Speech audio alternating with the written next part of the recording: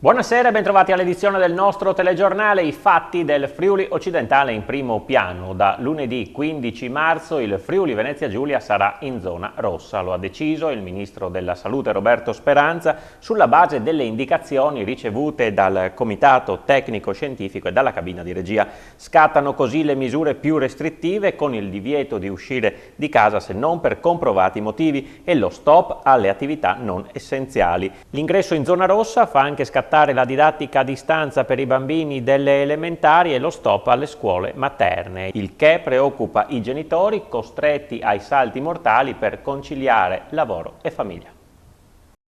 Non è stato un venerdì come gli altri per i bambini delle elementari. All'uscita di scuola hanno salutato i compagni, scambiandosi già gli auguri di Pasqua, e gli insegnanti, che hanno dato loro appuntamento a lunedì, ma davanti a un computer. Con la zona rossa, tutti gli oltre 140.000 studenti del Friuli Venezia Giulia da inizio settimana prossima saranno in didattica a distanza. Una situazione che spaventa e preoccupa moltissimo i genitori dei piccoli della primaria, che necessitano di un costante supporto per seguire le videolezioni. A questo punto si balla. Siamo logisticamente preparati, psicologicamente no. Non tutti possono stare in smart working e poi anche chi può stare in smart working ha comunque difficoltà, perché i bambini, soprattutto quelli di prima e di seconda elementare, vanno seguiti, quindi non è che si può accendere il computer e da soli seguono la lezione. È l'ennesima conferma che viviamo in una società che tiene poco conto delle esigenze dei bambini e delle famiglie, che però non hanno magari spesso la possibilità di prendere ferie, prendere congedi parentali, perché sono tutte cose belle scritte sulla carta ma poco attuabili in concreto. Conciliare lavoro e figli per molte mamme è un dramma, molte di loro sono letteralmente disperate anche per aver avuto la conferma solo all'ultimo momento. Siamo stanchi, siamo stanche, siamo preoccupati e preoccupate. Mi sento più sicura a sapere che mio figlio sia a scuola, soprattutto per l'età che ha. 7 anni non credo che si parli di istruzione, ma è la relazione che va ben oltre l'istruzione. Ho 3 figli e siamo 2 liberi professionisti. Porterò mio figlio con me dai clienti.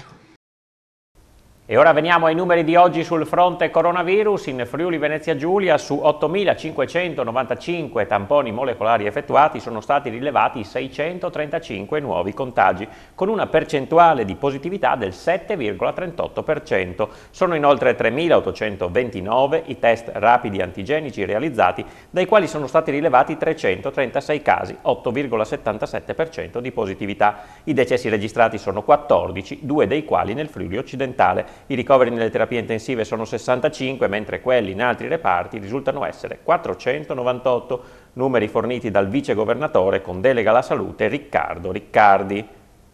E i casi di reazione avversa al vaccino di AstraZeneca, che hanno provocato alcuni casi di coaguli del sangue e risultati fatali, stanno preoccupando l'opinione pubblica. Secondo Pietro Tropeano, responsabile del centro trombosi dell'ospedale di Pordenone, si tratta di un legame tutto da stabilire, ma servono le dovute attenzioni.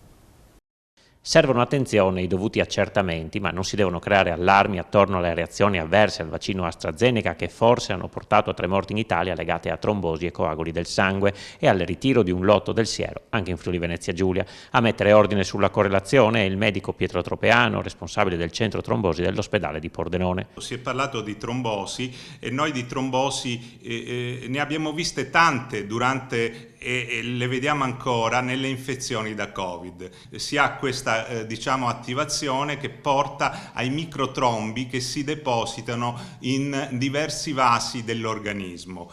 Questo passaggio è in questo momento messo un po' in fase di studio in pazienti che hanno assunto dosi di vaccino AstraZeneca. In questo momento non abbiamo nessuna certezza che il vaccino possa provocare degli effetti di alterazione della coagulazione.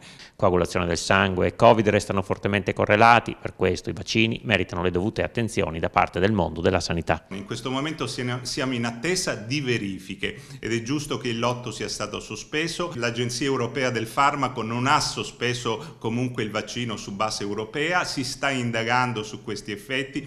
Che ci siano stati 20 o 30 episodi di trombosi su 5-10 milioni di vaccini somministrati, questo però non ci può dire esattamente che esiste un nesso di casualità.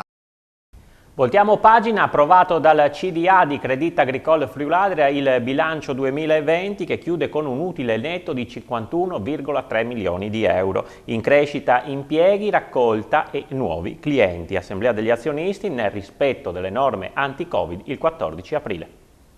Il Consiglio di amministrazione di Crédit Agricole Friuladria, riunitosi a Pordenone, ha approvato il bilancio 2020 presentato dalla Presidente Chiara Mio e dal Direttore Generale Carlo Piana, che verrà sottoposto all'Assemblea degli azionisti il prossimo 14 aprile, con la possibilità per i soci della banca di partecipare attraverso la delega del rappresentante designato, come è avvenuto lo scorso anno.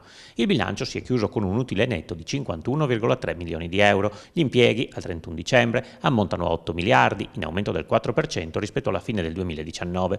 Le nuove erogazioni hanno registrato una crescita del 52%, sfiorando per la prima volta il 1,5 miliardi di euro.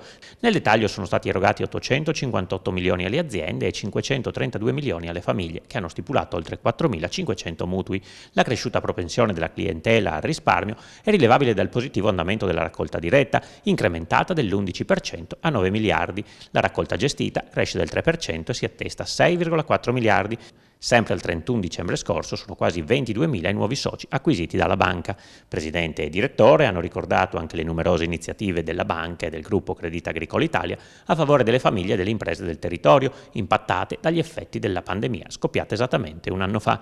Iniziative di sostegno sono state anche legate all'attività della Croce Rossa. I sindaci di Erto e Casso e Vajont, entrambi in scadenza quest'anno, lanciano un appello al Ministero degli Interni e alla Regione chiedendo di non fissare la data delle elezioni comunali per il 10 e 11 ottobre, cioè a ridosso delle celebrazioni per la tragedia. C'è un caso che riguarda le prossime elezioni comunali slittate in autunno e che potrebbero tenersi il 10 e l'11 ottobre, una data a ridosso dell'importante anniversario della tragedia del Vajont. Per questo i comuni di Erto e Casso e Vajont, entrambi in scadenza, chiederanno alla Regione e al Ministero dell'Interno di non fissare le elezioni nel weekend che precede il 9 ottobre. In quella data, spiega il proposito il sindaco di Vajont, Lavinia Corona, celebreremo l'anniversario della tragedia del 1963, quando 2000 persone morirono nella nostra vallata e a Rongarone. Indire le votazioni il giorno successivo significa bloccare ogni altra attività va avanti il primo cittadino, comprese le cerimonie ufficiali. Si tratta di un appuntamento al quale partecipano sempre decine di amministratori e autorità nazionali. Sarebbe quindi opportuno scegliere un'altra data all'interno del range compreso tra il 12 settembre e il 14 novembre. Sulla stessa linea d'onda il suo collega di Erto e Casso, Fernando Carrara, che chiede di approfittare dei numerosi mesi ancora a disposizione per ovviare all'inconveniente del 9 ottobre. Tra l'altro, proprio in quei giorni potrebbe arrivare nei due municipi il presidente dell'Europarlamento David Sassoli, come primo rappresentante di Bruxelles, a omaggiare le vittime del disastro in quasi 60 anni di storia. Lo scorso ottobre la sua visita, organizzata dall'eurodeputato Marco Dreosto, saltò all'ultimo minuto a causa di un contagio da Covid nello staff. 16 comuni del Friuli occidentale oggi hanno sottoscritto un protocollo per la valorizzazione del cammino di San Cristoforo che attraversa la Pedemontana pordenonese. Nasce così un'alleanza per il turismo lento. Un segnale positivo per il mondo del viaggio lento in un anno in cui il turismo ha sofferto molto. Questo il dato che emerge dalla riunione dei 16 comuni della Pedemontana pordenonese che hanno sottoscritto il protocollo del cammino di San Cristoforo, 450 km tra Friuli e Veneto. I dati confermano un avvicinamento delle persone a un'esperienza di viaggio che permette di rallentare i ritmi della vita quotidiana e di trovare un contatto con la natura, anche per recuperare benessere fisico e mentale. Nei prossimi anni, con il ritorno dei viaggiatori stranieri, si prevedono numeri in crescita esponenziale. Con la firma del protocollo da parte dei 16 comuni aderenti al Cammino di San Cristoforo si costituisce e si formalizza una vera e propria alleanza, un patto territoriale che si sostanzia nello sviluppo turistico integrato dell'intera area attraversata e ci consente di fare un salto di qualità sia a livello di programmazione che di promozione. La sinergia condivisa tra tutti e lo sviluppo di nuove forme di turismo ecosostenibile consentiranno infatti di far conoscere il nostro territorio e ampliare l'offerta turistica del Friuli occidentale, guardando anche alla ripartenza del settore turistico e alla crescita socio-economica del territorio. L'avvio di questa nuova fase del cammino ha avuto l'apprezzamento anche del consigliere regionale Franco Mattiusi, che è al lavoro per la creazione di un'associazione europea per il riconoscimento della Romea Strata alla quale il cammino di San Cristoforo è collegato. Chiudiamo con lo sport. Il calcio. Il Pordenone comunica che durante gli ultimi controlli è stato riscontrato un caso di positività al Covid-19 di un membro del gruppo squadra. Lo stesso, seguito ora dall'ASL di competenza, è stato prontamente isolato secondo le direttive federali e ministeriali. La società, d'intesa con le autorità sanitarie, ha attivato tutte le procedure previste dal protocollo FIGC e domani alle 14 Pordenone in campo al Tegil di Lignano contro il Pescara. I neroverdi cercano la vittoria che manca da 5 giornate. Sentiamo le parole di mister Tesser alla vigilia. È una partita molto importante chiaramente, poi vale 3 punti in classifica sempre. Noi dobbiamo cercare di prenderli, tanto che ci manca la vittoria. È una partita difficile, mentalmente non sarà semplice perché veniamo da un periodo non brillante e quindi ci sarà quella classica tensione, ma penso ce l'abbia anche il Pescara. Noi dobbiamo farci trovare pronti, su questo non c'è nessun dubbio, dobbiamo andare con una carica agonistica, di una mentalità veramente di chi vuole ottenere un risultato importante. La prestazione di Monza è stata una discreta prestazione, buona anche visto considerando l'avversario, e direi che ci siamo stati, ecco, e domani dobbiamo esserci ancora di più, perché se quello che abbiamo fatto di positivo non è bastato, evidentemente dobbiamo metterci ancora qualcosa più di noi. Era questa la nostra ultima notizia per stasera. Dopo di noi spazio agli artisti di 10, 100, 1000. L'appuntamento con il telegiornale di Pordenone ritorna lunedì alle 20:45. Grazie per essere stati con noi. Buon weekend.